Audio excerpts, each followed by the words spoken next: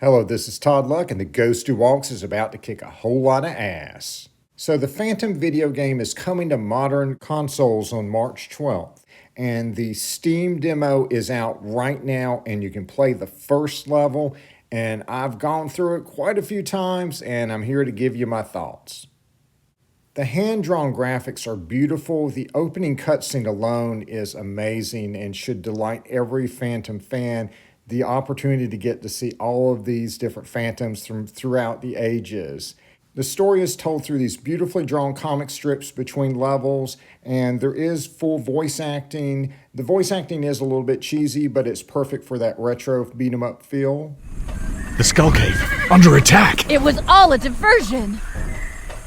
And the music and sound in this game are amazing. Have a listen.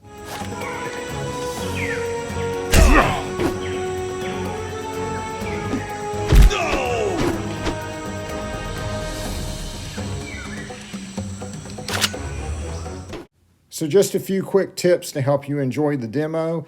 Before you get started, go into the options and look at your controls and the tips it gives you for the different moves. It's got 8 different buttons with moves on them, and there's also directional inputs to do some additional moves. So it really helps to know what those are before you get started. You'll have a lot more fun. Also, do not use Steam's in-game recording ability to manually record this while playing because it triggered a whole lot of glitches when I was playing. And lastly, on the chase sequence, conserve your ammo. Only shoot at the things that are being thrown at you from the plane. Try to avoid the logs on the ground by, moving the horse up and down. If you run out of ammo, definitely get your refill, because otherwise this can be a long level and you could run out of time and the bad guys could escape. And yes, that is Devil the Wolf running beside the Phantom. And in case you're wondering, in the normal levels, yes, you can stand there like a boss and sick devil on them to take care of the bad guys.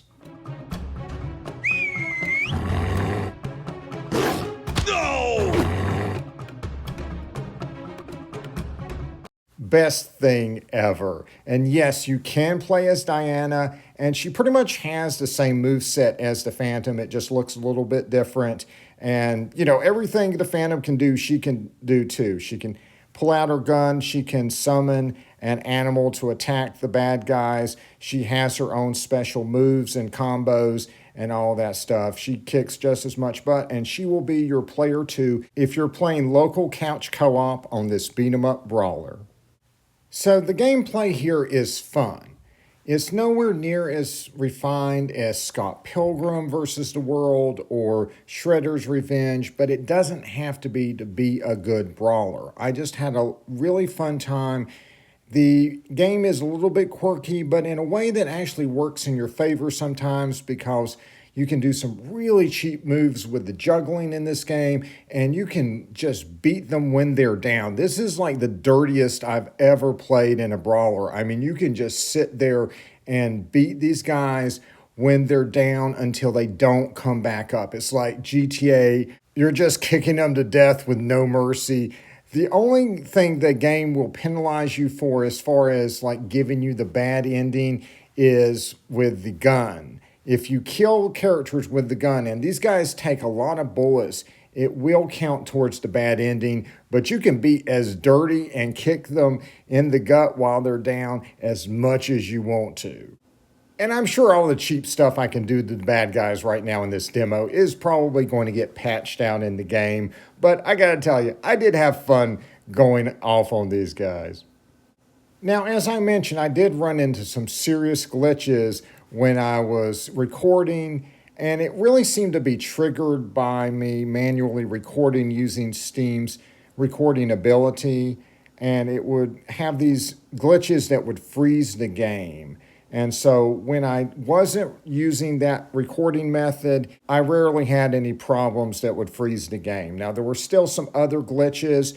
There were unresponsive jump kicks sometimes. Sometimes they would not register hits when I would kick them when they were down. It would show I had full ammo, but wouldn't let me fire my guns.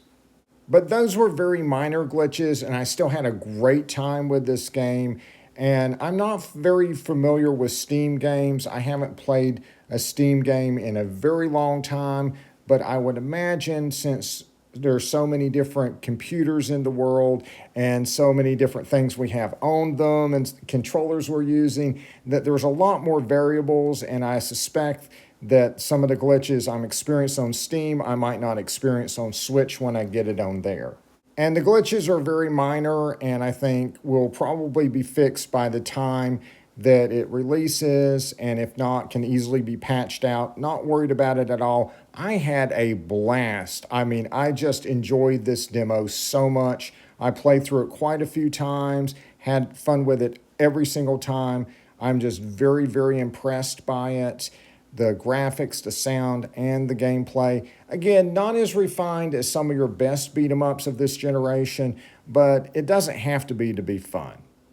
I have absolutely gone to thephantomgame.com and pre-ordered my digital code for release day, and it's $20 well spent in my opinion. And I'm glad to see the Phantom return to video games after all these years. Hopefully someday we'll get Phantom 2040 re-released, but it's so cool to finally see a direct adaptation of the original Lee Falk comic strips in video game form. I think this is a game that will be well worth picking up on March 12th when it comes out. Again, you can pre-order it now through thephantomgame.com. There are physical copies that are on pre-order from Limited Run. All right, that's it. Like and subscribe for more videos. And until next time, I'll see you guys at the Skull Cave.